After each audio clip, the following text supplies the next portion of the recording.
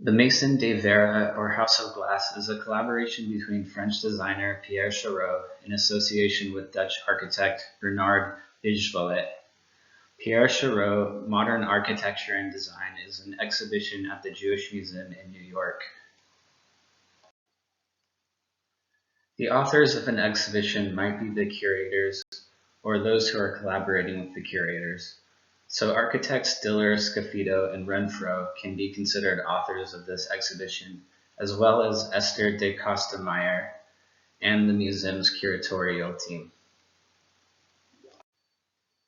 In showing work, Sylvia Lavin assesses the shift in status of the curator from one who cares for the work of others to one who produces work has been greeted in the art world with both acclaim. It adds new players and possibilities to the field, and disdain. It makes the field generically undifferentiated with no stakes or qualities. However, the exhibition was made possible through many donors, so one could even include donors when considering authorship. After all, their names are in the exhibition's credits. Since Chareau was not certified as an architect, many of his projects were collaborations. When considering authorship, Chareau can be credited as the author of the Maison de Verre because of his assumed meticulous oversight of each minute design detail in the project. However, Bijvoet can certainly be seen as a co-author because of his work as the architect. One should also consider Louis Delbay, the ironsmith. Then there is Robert M. Rubin, a Wall Street financier who purchased and restored the House of Glass in 2005. Rubin can be considered as an editor of sorts in the process, although hopefully he kept true to the original integrity of the design. Let's also remember the Dalsace family who lived there.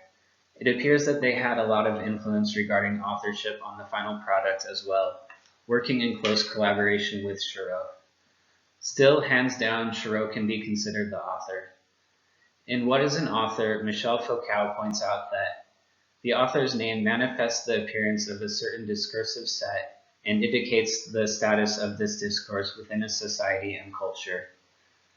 The discussion generated from this exhibition's ties to Pierre Chareau's name is prominent in its own right, which undoubtedly constitutes the constructs of authorship. Through the lens of representation, this exhibition is presenting an opportunity for viewers to take a tour of the original architecture and design through a virtual reality format.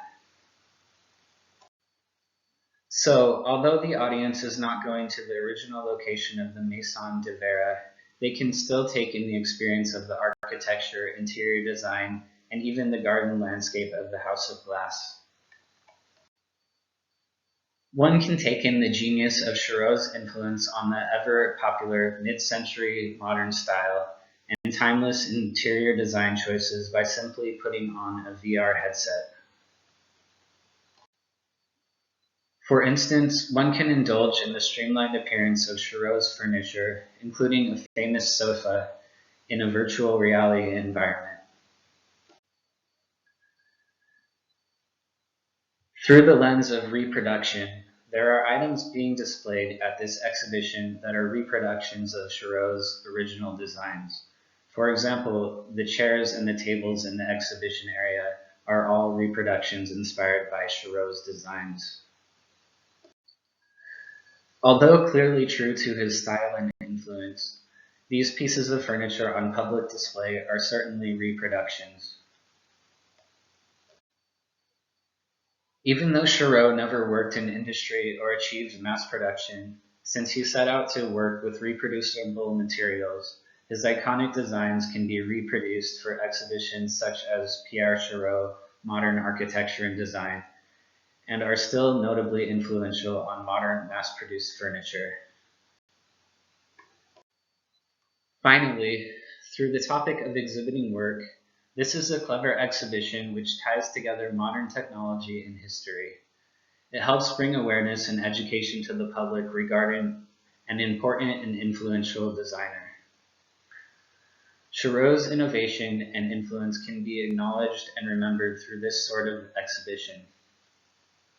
Although the Maison de Verre building itself cannot be picked up from Paris and brought over to New York, the audience can still experience the impactful design of the architecture as well as the interior. Although all the priceless original pieces of furniture cannot be transported and placed out for viewing, viewers can still take in the modern marvels and advancements accomplished by Chareau. While some might argue that the integrity of the art can be compromised through the methods of virtual reality or through presenting reproductions, there is sometimes no other better way to provide an opportunity to exhibit such work. Thank you for touring the House of Glass by Pierre Chareau and Bernard Ijoie.